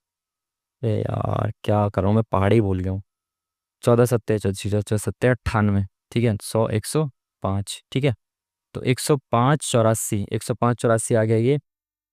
और क्या बताना है, और क्या बताना है भाई, जल्दी करो टाइम कम है। आयतन आ गया, कर्व सरफेस एरिया क्या होता है, अबे यार शिट, कर्व सरफेस एरिया क्या होता है, ये दोनों खत्म। अब बेस का पैरामीटर तो ये कितना हो जाएगा, 5 जो 7 और 1 8, 7 से 14 15 16 इंटू में हाइट 14 8 100, तो यूनिट डिजिट आएगा आपका 2, तो ये ऑप्शन भी खत्म, option number 1 is the correct answer. ठीक है, नेक्स्ट क्वेश्चन। हवा के कारण एक पेड़ जमीन से कुछ ऊंचाई पर टूट गया, तो एक पेड़ टूट गया, मान लो यहाँ से टूट के नीचे गिर गया, टूटा हुआ ऊपरी भाग जिसकी लंबाई 10 मीटर है, यानी कि इस भाग की जो नीचे गिरा है 10 मीटर है, पेड़ के तल से 6 मीटर की दूरी पर जमीन को छूता है। ठीक है। पेड़ की ऊंचाई नहीं इसको बताना है। देखो ट्रिपलेट देख लो, 2 3 6, 2 5 10, तो 4 हो जाएगा ये। 2 3 3 4 5 का ट्रिपलेट होता है, डबल डबल दे रखा है तो ये 8 हो जाएगा। तो ऑप्शन क्या पूछा, पेड़ की ऊंचाई, तो ये 8 है, ये 10 है, तो 10 8 18। Option number D is the correct answer. cos 4x का मान क्या होगा? cos 4x वैल्यू रख देता हूँ यहाँ पे 30 रख देता हूँ, 3 चौक 12, cos 90 + 30। तो cos 90 + थीटा होता है साइन, माइनस का साइन थीटा, sin 30 हो जाएगा, -sin 30 यानी कि माइनस का 1/2 आना चाहिए। तो देखिए 1 - 3 इंटू 1/2 का स्क्वायर 1/4 इंटू cos 30 हुआ रूट का 3 यानी 3/4, ये 9/4, 1/2 आ पाएगा कि कहीं से कहीं तक माइनस का नहीं आ पाएगा। सेकेंड में पुट करो जल्दी से, 1 - 8 इंटू 1/4, 1/2 का स्क्वायर इंटू में 3/4, 4 दूनी 8, 2 एकम 2 दूनी 4, 3/2। ये कितना बचेगा? माइनस का 1/2, बिल्कुल सही। सेकंड वाला ऑप्शन जो है वो सेटिस्फाई कर गया। Option number second is the correct answer. A B C अकेले क्रमशः इतने इतने दिनों में कर सकते हैं। ए बी सी 10 15 30 दिनों में किसी काम को कर सकते हैं। बी और सी दोनों प्रत्येक तीसरे दिन एक ही सहायता करते हैं। तो कितना हो जाएगा इसका एलसीएम? 30, 30 15 दूनी 30, 10 तिया 30। तो कौन कर रहा है? बी और सी प्रत्येक तीसरे दिन एक ही सहायता करते हैं, तो कार्य को कितने दिन में पूरा कर सकता है? तो ए काम कर रहा होगा, इसकी सहायता बी और सी तीसरे दिन करते हैं।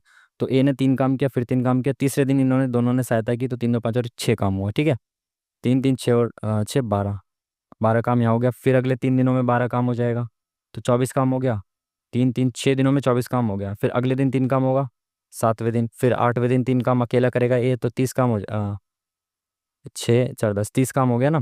तो 7 8, 8 दिन लगेंगे ना। Option number D is the correct answer. ठीक है। Next question.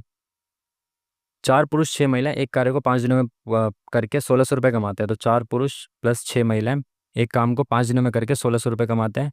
3 पुरुष और 7 महिलाएं, 3 पुरुष + 7 महिलाएं उसी कार्य को 6 दिनों में करके 1740 रुपये। अच्छा, 4 पुरुष और 6 महिलाएं 5 दिनों में कार्य करके 1600 कमाते हैं, और 3 पुरुष 7 महिलाएं 6 दिनों में करके 1740 रुपये कमाते हैं। ठीक है। तो 5 से इसको काट दो, कितना आएगा? 5 तिया 15, 5 दूनी 10, 320 आ गया। ठीक है। इसको काट दो 6 से, 6 दूनी 12, 6 नीम 54, 290 आ गया। ठीक है। 290 और 320 यहाँ से ख़त्म। ठीक है। इसमें 2 कॉमन ले लो, 2 और 3, 2 से फिर काट दो इसको, ये बचेगा 160। तो इसको 3 से मल्टीप्लाई कर दो, इसको 2 से मल्टीप्लाई कर दो, तो ये कितना हो जाएगा? 3 दूनी 6p + 9m बराबर 16 तिया 48, और 2 से 3 दूनी 6p + 7 दूनी 14 m बराबर 58 0। तो ये माइनस माइनस माइनस ख़त्म। 5m माइनस का बराबर माइनस का 100, m की वैल्यू आ गई 20। तो m की वैल्यू आ गई 5 दूनी 10, 20। ठीक है। और अगर m की वैल्यू 20 आ गई तो यहाँ पे रख लो कहीं पे भी, या यहाँ पे रख दो 180। माइनस कर देंगे इसमें से, 300 बचेगा, 6 पंजे 350, तो p की वैल्यू आ गई 50। ठीक है। अब क्या बोला इसने? 7 पुरुष और 6 महिलाएं उसी कार्य को पूरा करने में इतने रुपए कमाते हैं कितने दिनों में? ठीक है। 7 पुरुष हैं तो 7 पंजे 35, 350 + 6 महिलाएं तो 120, तो 074। तो इसको 470 से भाग करो, कितना आएगा? निम 36, 8 7 56, 8 7 56, 8 चौक 32 और 5 37। तो बिल्कुल सही, 476 8 दिनों में हो जाएगा। Option number B is the correct answer. Next question. स्थिर जल में इतने किलोमीटर प्रति घंटे की गति से नाव चला सकता है। धारा की गति इतनी है, समान दूरी के लिए धारा के अनुकूल की तुलना में उसे धारा के प्रतिकूल 3 घंटे अधिक समय लगता है। दूरी बतानी है तो डिस्टेंस मान लो, एक बार वो धारा के प्रतिकूल जाता है और एक बार धारा के अनुकूल, डिस्टेंस तय करता है, और टाइम का अंतर कितना है आपका? 3 है। ठीक है। तो पहले प्रतिकूल में ज़्यादा समय लगेगा, तो प्रतिकूल में x - y, यानी कि स्त्री जल में 7.5 है, और धारा की गति यानी 5 आ जाएगा यहाँ पे, और यहाँ पे प्लस हो जाएगा। ठीक है। बराबर 3, 3 कब आएगा? डिस्टेंस रख के देख लो, पॉइंट को मत रखो पहले। 27 5 से नहीं कटेगा, 35 रख लो। 7 3.5 नहीं, 30 रख लो। 5 30, 10 तिया 30, बिल्कुल सही। 30 को यहाँ पे डी की जगह पुट करोगे तो सेटिस्फाई कर जाएगा। तो option number D is the correct answer. A और बी की लंबाइयों का अनुपात इतना इतना इतना है। अभी ना 2 मिनट रह गए हैं, तो एक बार मैं क्या करता हूँ, सारे क्वेश्चंस को ना देख लेता हूँ, ताकि बाद में इसका सॉल्यूशन आपको करा सकूँ स्क्रीनशॉट से। ठीक है। ऐसे कर करके एक बार सबको रिकॉर्डिंग में आने देता हूँ, क्योंकि हमने जीके उस पे जीके जीएस पे काफ़ी सारा समय खराब कर दिया आपको समझाने के चक्कर में, इस वजह से।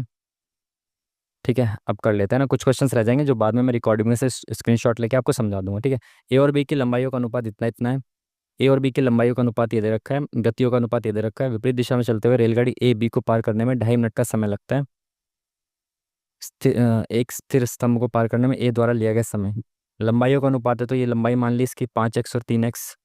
गतियों का अनुपात ये है तो इसको 2y और 3y मान लो। ए और बी को पार करने में इतना समय लगता है। विपरीत दिशाओं में चल रहे हैं तो डिस्टेंस कितना हो जाएगा, दोनों का योग हो जाएगा। डिस्टेंस कितना होगा, दोनों लंबाई के बराबर योग को चलेंगे। अपॉन में स्पीड, रिलेटिव स्पीड, जब एक दूसरे के अपोजिट चल रहे हैं तो जुड़ जाएगी स्पीड और ये 5y हो जाएगा। बराबर कितना समय लग रहा है, 2.5 मिनट। 2 × 4 = 5/2 मिनट। तो आपको उसको सेकंड में बदलना पड़ेगा। तो 2 × 3 = 6, ये हो गया 150 आपका। ठीक है, ये इधर चला गया, 8x बराबर हो गया आपका 15×5 = 75, 750y। तो x की वैल्यू आ गई ये, y की वैल्यू आ गई ये। पूछा गया है, स्थिर स्तंभ को पार करने में ए द्वारा लिया गया समय। तो ए स्तंभ को पार करेगी, अपनी लेंथ के बराबर दूरी चलेगी, तो ए की लेंथ कितनी है 5x। तो 5x, x की वैल्यू कितनी आई है भाई 750, तो यानी 5 × 750। ठीक है, और उसकी स्पीड कितनी है, स्पीड कितनी हमने मानी है ए की 2y यानी कि 16। ठीक है, समय बताना मिनट में, तो सेकंड्स में आ रहा है तो मिनट में ज्ञात करने के लिए इसको 60 से डिवाइड करना पड़ेगा। 0 से 0 खत्म। ये 3 दूनी 6, 3 दूनी 6, 3 × 5 = 15, 25 × 5 = 125/32। तो ये रहा option number C is the correct answer. Next question. बेईमान दुकानदार एक ग्राहक को क्रय मूल्य के ऊपर 30% के लाभ पर बेचता है और साथ ही 1 किलोग्राम के स्थान पर 800 ग्राम तौलता है। उसका कुल लाभ प्रतिशत 40% है। टी का मान बताना है। देखो 30% लाभ पर बेचता है वो, है ना, कह रहा है 1 किलो का मूल्य अगर 10 रुपये है तो 30% लाभ पे बेच रहा है, बट उसकी जगह 800 ग्राम ही तोल रहा है। यानी 100 रुपये की जो चीज़ है एक्चुअल में वो 800 रुपये की दे रहा है। वो सॉरी, 100 रुपये की जगह पे वो 800 रुपये, 1,000 है ये, 1,000। 1,000 रुपये की चीज़ के बदले वो 800 रुपये की चीज़ ही दे रहा है। ओवरऑल उसको 40% का प्रॉफिट हो रहा है। तो ओवरऑल 40% के प्रॉफिट का मतलब है इसको 800 रुपये की चीज़ दे रहा है ना एक्चुअल में, तो इस पर 40% का प्रॉफिट है, यानी कि 8 × 32 320 रुपये का प्रॉफिट हो रहा है। तो टोटल उसको कितने रुपए, 800 रुपये की चीज़ कितने में बिक रही है, 9 10 11, 1120 में। तो 1,000 रुपये पे कितने का प्रॉफिट हो रहा होगा, 120 का। तो यानी कि वो 12% उसका टी की वैल्यू होगी। ठीक है, ए बी सी ये उसके सवाल हैं, आपको बताने होंगे, ये तो अब बाद में ही बताएंगे। टाइम यार 40 मिनट बच रहा था जब हमने मैथ रीजनिंग को शुरू किया, और मैथ्स को तो हम केवल 20 मिनट, यानी रीजनिंग में हमने बहुत सारा समय दिया, और जीके जीएस में हमने काफ़ी सारा समय दे दिया। वो 10 मिनट जीके जीएस में बेफिजूल के गए, है ना। ये रीजनिंग और जीके जीएस में आपको समझाते समझाते फ्लो में बह जाता हूँ ना, तो इस वजह से ज़्यादा समय चला जाता है। बाकी इस नंबर लायक तो पेपर नहीं है अभी तक, मैथ्स तो बहुत आसान दिख रहा है, तो इतना तो नहीं आना चाहिए, 150 तक जाना चाहिए अगर। हाँ, 14, 7 दूनी 14। अभी हमारे 7 क्वेश्चन रह रहे हैं मैथ्स के जो कि डुएबल होने चाहिए। ठीक है, नहीं भी होंगे तो 4 5 तो सवाल डुएबल होंगे ना, तो 145 तो आसपास होना चाहिए। बाकी फिर भी समझाते समझाते भी इतना हुआ तो लेंदी तो पेपर है ना। तो इसको तो बिल्कुल नहीं मान सकता मैं कि इतने आएंगे। अगर मैं अकेले में बैठ के कर रहा हूँ तो इतने तो नहीं आने चाहिए, जब इतने में इतने आ रहे हैं। अभी तो हमने स्किप इतने सारे कर दिए, उसमें भी मैथ्स के कितने स्किप कर दिए, लगभग 6 7 स्किप तो करेंगे शायद, है ना। बाकी कोई नहीं, मेरा मेन मोटिव जो है यहाँ पे अपने मार्क्स शो करना नहीं है। मैं पहले ही बता चुका हूँ आपको कि यहाँ पे मैं आपके अपने मार्क्स चमका के आपका हवाबाजी नहीं करना चाहता हूँ। मेरा मेन मोटिव है आपको सॉल्यूशन प्रोवाइड कराना, बेस्ट से बेस्ट, अच्छे अच्छे सॉल्यूशन। ठीक है, अब तो टाइम भी खत्म हो गया, तो आराम से सॉल्यूशन को देखते हैं। जो क्वेश्चंस रह गए ना उसका सॉल्यूशन देख लेते हैं एक बार। मैं इस स्क्रीन रिकॉर्डिंग पॉज करके, मतलब हटा के इसको, फिर जो स्क्रीनशॉट ले लूंगा उन क्वेश्चंस के जिनको आपको समझाना है। ठीक है, लास्ट वाले क्वेश्चंस जो है। ठीक है, तो भाई ये वाला क्वेश्चन लास्ट में हमने किया था ना, तो मैंने सोचा इसको अच्छे से समझ लिया जाए एक बार, अच्छे से, है ना। मैंने लास्ट में से जल्दी जल्दी में किया था, तो मेन मोटिव समझाना ही है आपको, तो समझ लेते हैं इसको। इसने बोला कि एक ग्राहक को क्रय मूल्य के ऊपर 30% के लाभ पर सामान बेचता है। वो कहता है कि कॉस्ट प्राइस के ऊपर बेच रहा है। तो मैंने कहा मैं 1,000 रुपये की चीज़ ले रहा हूँ, कोई 1,000 रुपये की चीज़ है, 1,000 रुपये की मैं बेच रहा हूँ। ठीक है, क्रय मूल्य के ऊपर, सॉरी, क्रय मूल्य के ऊपर, यानी कि 1,000 रुपये की चीज़ मैंने ली और इसके ऊपर किसी प्रॉफिट पे बेच रहा हूँ, मैं 30% प्रॉफिट पे बेच रहा हूँ। ठीक है, और साथ ही 1 किलोग्राम के स्थान पे 800 ग्राम तौलता हूँ। तो 1,000 के स्थान पर मैं 800 ग्राम तौल रहा हूँ, यानी कि मैं 1,000 रुपये ले रहा हूँ आपसे और चीज़ कितने की दे रहा हूँ, 800 की चीज़ दे रहा हूँ। तो मेरे लिए तो वो 800 रुपये की चीज़ है ना जो मैं आपको बेच रहा हूँ। तो 800 रुपये की चीज़ पे मैं ओवरऑल कितने का प्रॉफिट कमा रहा हूँ, 40% का प्रॉफिट कमा रहा हूँ। तो इसका 40% कितना हो जाएगा, एक जीरो हटाएंगे 10% आ जाएगा, तो 40% 832, तो 8 3 11, तो 1120 रुपये में बेच रहा हूँ एक्चुअली में जो 800 रुपये की चीज़ है उसको, ठीक है। बट मैं तो इसके ऊपर परसेंटेज लगा रहा हूँ ना कि मैं 1000 रुपये की जो चीज़ है ना, वो तो बेईमानी से मैं 800 रुपये बेच रहा हूँ, 800 रुपये वाली चीज़ 1000 रुपये में बेच रहा हूँ। अब मैं कह रहा हूँ कि 1000 रुपये पे मैं 30% का प्रॉफिट कमा रहा हूँ, यानी कि अगर मैं 1000 रुपये की चीज़ होती वो, तो 1020 में बिकती, सॉरी 1120 में बिकती, तो 120 रुपये का प्रॉफिट होता ना 1000 रुपये पे, तो 100 रुपये पे 12 रुपये का प्रॉफिट, इसी को कहते हैं आप परसेंटेज। 100 पे कोई चीज़ होती है तो 30% की वैल्यू कितनी हो जाती, 12%, ठीक है। नेक्स्ट क्वेश्चन देखते हैं जो हमने स्किप किया था।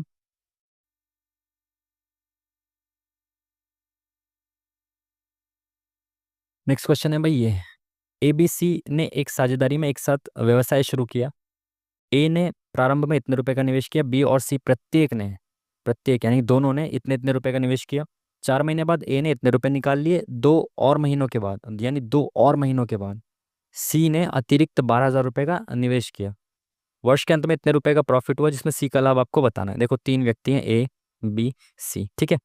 उसने बोला कि ए ने इतने रुपए इन्वेस्ट किए, देखो सब में मुझे 3 3 जीरो लग रही है तो मैं 3 जीरो हटा देता हूँ इन्वेस्टमेंट में से, ठीक है। 3 0 3 0 3 0 सब में से हटा दिए, इन्वेस्टमेंट में से ये हटा दिए, ठीक है।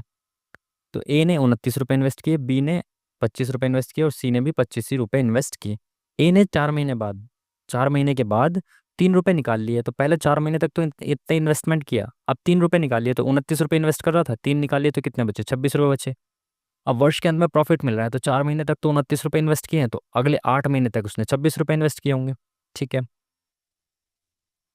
अब इसने क्या बोला, और क्या किया भाई, 2 और महीनों के बाद, यानी 4 महीने बाद तो ए ने निकाल लिया, अब 2 और महीने यानी कि 6 महीने बाद सी ने 12 रुपये एक्स्ट्रा इन्वेस्ट कर दिए।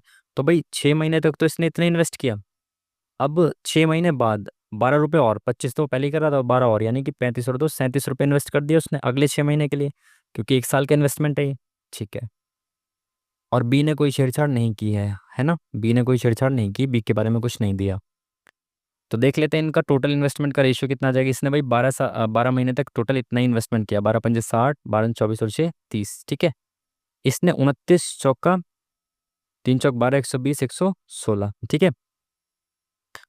और इसने 116 इतने 4 महीने के लिए इन्वेस्ट किए थे, और 8 महीने के लिए 8 6 48, 8 9 16 4 20, 208। तो ये कितना हो जाएगा, 8 6 14 2 3। तो ए ने टोटल 324 रुपये इन्वेस्ट किए साल भर में, बी ने टोटल 300 रुपये इन्वेस्ट किए, और सी ने 25 सिक्का 150, और 6 सत्ते 42, 6 3 18 और 4 22। तो ये कितना हो जाएगा, 2 7 और 3, 372 रुपये इन्वेस्ट किए, ठीक है। एबीसी का इन्वेस्टमेंट का रेशियो आ गया मेरे पास, बस खत्म काम। अब इसने क्या बोला है भाई, इसने बोला है कि इतने रुपए का प्रॉफिट हुआ, 33 200 रुपये का प्रॉफिट हुआ, इसमें सी का हिस्सा कितना है। तो टोटल प्रॉफिट जिस रेशियो में इन्वेस्ट करते हैं उसी रेशियो में तो प्रॉफिट होता है। तो ये टोटल प्रॉफिट है इसका कितना है, 2 और 4 6, 7 और 2 9, 3 3 6 3 9, 996 रुपये का अगर प्रॉफिट हुआ, तो उसमें से सी का हिस्सा है 372 का, तो इसका 372/996 आपको निकालना है, ठीक है। 8 से कट रहा है क्या, चौक 32, और 5 नहीं कट रहा, ये कट रहा है क्या, 8 चौक 32, 8 एकम 8, पंजे 40, ये कट रहा है। 4 से काट देते ना, 4 दूनी 8, एक इधर गया, 4 चौक 16, 3 4 निम 36, 4 निम 36, 4 तिया 12, 3 अट्ठे 24, 3 तिया 9, 3 तिया 9, 3 एकम 3, ठीक है। और कट रहा है क्या किसी से ये,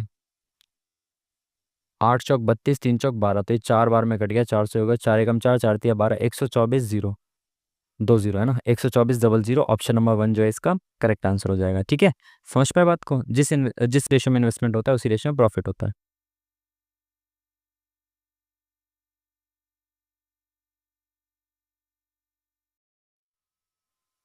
चलिए इसने क्या बोला, एक व्यक्ति 2160 रुपये में 2 पंखे खरीदता है।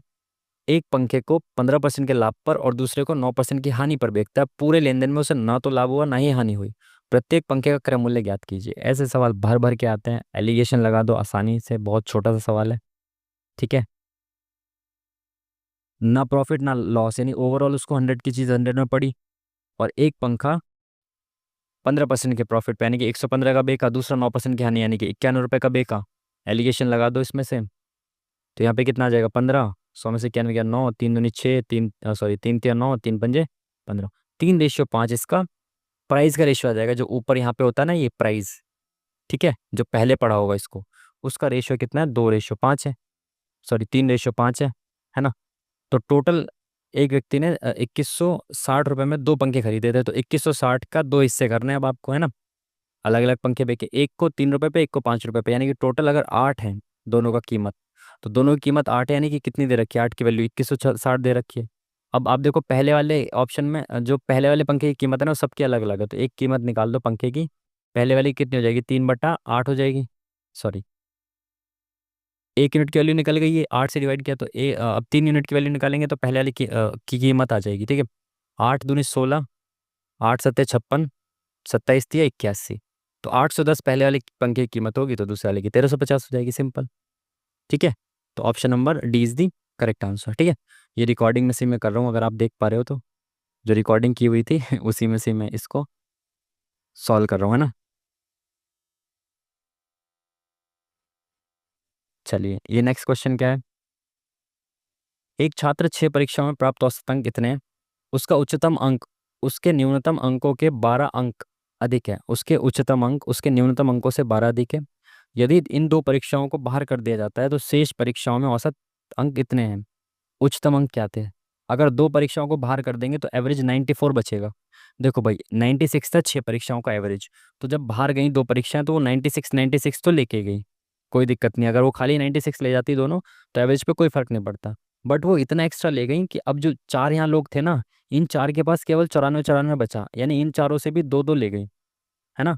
तो चारों से दो दो मतलब 8 एक्स्ट्रा ले गई है, तो 8 में 40 है तो 40, यानी टोटल ये जो दोनों थे वो 200 लेके गए, 96 तो ले ही गए, प्लस अपने से एक्स्ट्रा 8 और लेके गए, यानी ये दोनों व्यक्ति जो हैं वो 200 लेके गए हैं जो गए हैं, ठीक है। और जो गए हैं वो कौन थे, दोनों ही परीक्षा में एक उच्चतम अंक थे और एक न्यूनतम अंक थे, और इसने कहा कि उच्चतम अंक न्यूनतम से 12 अधिक है। अगर मैं कहूँ कि न्यूनतम अंक x है तो उच्चतम अंक कितने हो जाएंगे, x+12 हो जाएंगे, और इन दोनों का योग, इन दोनों ही अंकों का योग कितना है 200 है, ठीक है।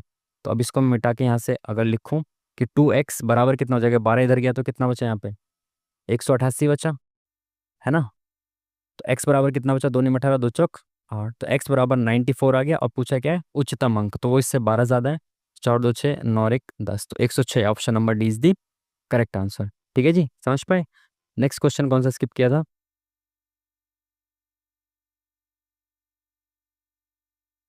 ये वाला, ठीक है। 44 आम, 44 आम 121 केले और 11 सेब हैं, उन्हें कई पंक्तियों में इस तरह व्यवस्थित किया जाना चाहिए कि प्रत्येक पंक्ति में समान संख्या में फल हो और प्रत्येक पंक्ति में एक ही प्रकार का फल हो। तो न्यूनतम संख्या बतानी है, बहुत आसान सा सवाल है, एचसीएफ निकालना होता है इसमें आपको, ठीक है। अब देखो 11 सेब है मेरे पास, मेरी नज़र यहाँ पे गई डायरेक्ट, 11 सेब है मेरे पास, तो भाई एक पंक्ति में 11 सेब है, सॉरी एक पंक्ति में मैं एक ही प्रकार का फल रख सकता हूँ ना। तो अगर मैं इस पूरी पंक्ति में सेब रखता हूँ तो 11 ही तो रख सकता हूँ, इससे ज़्यादा तो इसमें नहीं रख सकता ना मैं।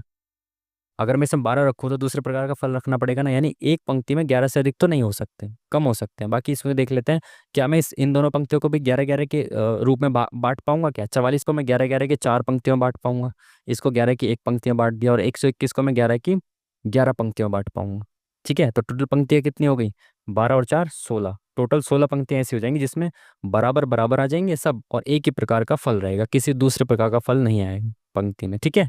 तो option number 1 is the correct answer इसका होना चाहिए। नेक्स्ट क्वेश्चन,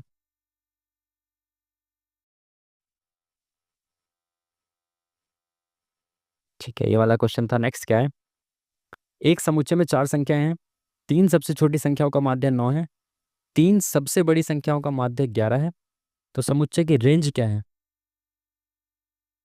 तीन सबसे छोटी संख्याओं का माध्य 9 है, तीन सबसे बड़ी संख्याओं का माध्य 11 है, रेंज बताना, रेंज का मतलब है हाईएस्ट माइनस लोएस्ट। तो कैसे कर सकते हो इसको आप, अगर ये मान लें हम कि ABCD है ना, ये छोटी ये बड़ी उससे बड़ी सबसे बड़ी ऐसे है संख्याएं, तो तीन सबसे छोटी संख्याओं का माध्य 9 है, तो A+B+C बराबर 9×3 = 27 हो जाएगा, ठीक है। तीन सबसे बड़ी संख्या यानी कि B+C+D बराबर इनका माध्य 11, तो 33 हो जाएगा, ठीक है।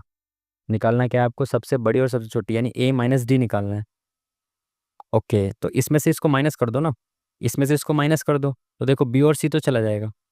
देखो माइनस कर देते हैं ना, माइनस माइनस माइनस माइनस, तो बी खत्म सी खत्म, तो ए माइनस डी बराबर कितना आ जाएगा, कितना आ जाएगा, माइनस का 6। यानी कि बड़े में से छोटा घटाना पड़ेगा ना, अभी तो मैं छोटे में से बड़ा घटा रहा हूँ, तो 6 आना चाहिए। तो रेंज कितनी आ जाएगी इसकी, 6। ठीक है, आसान सा सवाल था ये भी। Next question. 132 किलोमीटर प्रति घंटे की चाल को बनाए रखने के लिए कार के पहिए को प्रति मिनट कितने परिक्रमण करने होंगे यदि कार की पहिए की त्रिज्या इतनी है। 132 किलोमीटर प्रति घंटे की चाल चलनी है उसको, तो कार के पहिए को 1 मिनट में प्रति मिनट कितनी बार घूमना पड़ेगा, अगर उसकी त्रिज्या 14 है।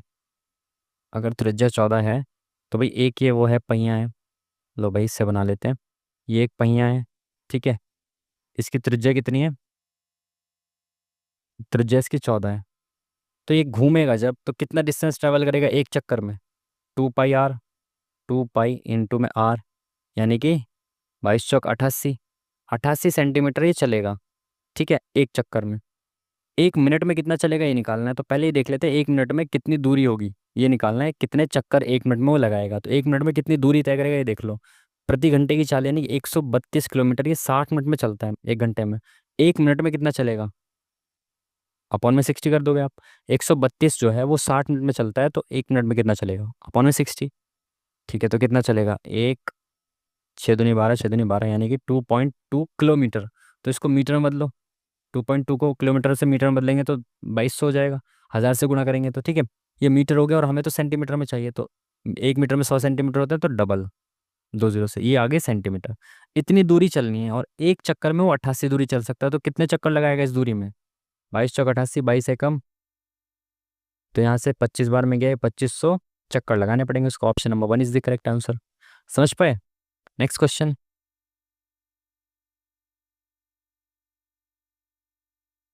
ये लास्ट क्वेश्चन है ना। विचरण बताना। विचरण आई थिंक होता है वेरिएंस, ठीक है, शायद विचरण वेरिएंस होता है ना, विचरण प्रसरण वेरिएंस ही कहते हैं इसको। अब पता नहीं क्या कहते हैं, बट वेरिएंस ही कहते हैं, वेरिएंस निकाल रहा हूँ मैं, है ना।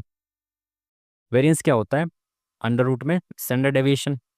स्टैंडर्ड डेविएशन छोड़ो, खैर स्टैंडर्ड डेविएशन छोड़ो।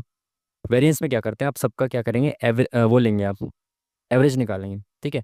और एवरेज जो आएगा उसमें से हर एक को माइनस कर करके उनका स्क्वायर करके प्लस करना है आपको। जैसे इनका एवरेज निकालो, 5 और 2 7, 9 7 16 4 20 21 21 और 7 28 और 6 34, 3 1 4 और 1 5, 54 आ गया, 2 4 6, 6 नहीं 54। एवरेज कितना है इसका, एवरेज आ गया 9। अब एवरेज में से हर एक को माइनस करके उसका स्क्वायर लिखना है। तो 9 में से 6 माइनस गया 3, 3 का 9 हो गया, 3 का स्क्वायर 9। 9 में से 7 गया 2, 2 का स्क्वायर 4 हो गया। 9 में से 5 गया 4, 4 का स्क्वायर 16। 9 में से 9 गया 0। 9 में से 12 गया, पॉजिटिव ही लिखना है वैसे, 9 3 12, 3 3 9। 9 में से 15 गया, 6 6 36, ठीक है। इसको डिवाइड कर देना, जितनी ये संख्या है 2 4 6, 6 से डिवाइड कर देना, ठीक है। करो अब इसको जोड़ो, 6 और 9 और 6 15, 5 20 और 1 21, 4 25, 5 25 और 5 30 और 4 34, 3 3 6 और 1 7 बटे में 6। तो 2 तिया 6, 2 तिया 6, 2 सत्ते 14। लेकिन ये तो ऑप्शन में अच्छा है, ऑप्शन में हैगा, option number C is the correct answer, ठीक है जी। तो आप देख पाए ऑलमोस्ट ऑलमोस्ट क्या, हाँ सारे क्वेश्चंस कर लिए। तो इस तरह से इन सवालों में आपको करना क्या था, किन सवालों में कितने क्वेश्चन रह गए थे, 1 2 3 4 5 6 7, 8 क्वेश्चंस रह गए थे भाई। और अभी हमारे कितने बन रहे थे, 136 के आसपास बन रहे थे। अगर इसमें से विद इन टाइम अगर मान लो 6 भी कर पाता तो भी 148 यानी कि 150 के अप्रॉक्स बन जाते मार्क्स, ठीक है। अगर 150 आ रहे हैं तब भी मैं तो यही कहूँगा कि पेपर का लेवल अच्छा खासा था, बहुत बढ़िया था। रीजनिंग और मैथ्स, रीजनिंग में काफ़ी सारे वो वाले क्वेश्चन थे स्टेटमेंट वाले, वो मुझे बहुत बेकार लगे क्वेश्चन क्वेश्चन, है ना, स्टेटमेंट वाले थे। और इंग्लिश तो अपनी वही जैसी है हमेशा की तरह वैसी है, 30 32 नंबर, 30 से 35 के बीच में आए होंगे जहाँ तक मेरे को लगता है, ठीक है। और मैथ्स में तो ऑलमोस्ट सारे क्वेश्चन हमने कर दिए। तो एक आधा क्वेश्चन अगर गलत हो गया गलती से तो हो गया, नहीं तो सारे ही ठीक होने चाहिए इसमें तो, ठीक है। बस और क्या है। ठीक है, तो भाई ये था आज का मॉक टेस्ट, है ना। टाइम का इशू हो गया क्योंकि मैं समझाते समझाते आपको करता हूँ, तो इसमें 5 से 8 मिनट एक्स्ट्रा जाते ही जाते हैं। और फिर फ्लो में बह जाता हूँ। कई बार जीके जीएस का कुछ कॉन्सेप्ट आपको समझा रहा हूँ तो हर एक क्वेश्चन भी समझाने लगता हूँ, फिर उस तरह से ना क्वेश्चन टाइम ज़्यादा लगता है। तो वो टाइम अगर मैं अकेले में लगाऊंगा तो भी इतना टाइम तो सफिशिएंट मिल जाएगा, बट फिर भी जब मैं बाकी टेस्ट को समझाते समझाते कर पाता हूँ तो इसमें अगर टाइम कम पड़ रहा है इट मीन्स कि बाकियों से तो इसका काफ़ी अच्छा लेवल है। ठीक है। तो मेन चीज़ शायद मैं जीके जीएस में टाइम खर्च कर दिया ना ज़्यादा, या फिर रीजनिंग में भी थोड़ा सा ज़्यादा ले दिया, 20 मिनट ले दिए, और उसमें जीके जीएस में 10 मिनट ले दिए। अब मैथ्स को बची 20 मिनट रहे थे मेरे पास, तो उसमें से कितने क्वेश्चन कर पाते, उसमें भी हमने 16 क्वेश्चन कर दिए। तो वो चीज़ है। ठीक है। खैर चलिए, फिर ये था आज का मॉक टेस्ट। मिलते हैं आपसे नेक्स्ट वीडियो में, तब तक के लिए थैंक यू वेरी मच। नमस्कार।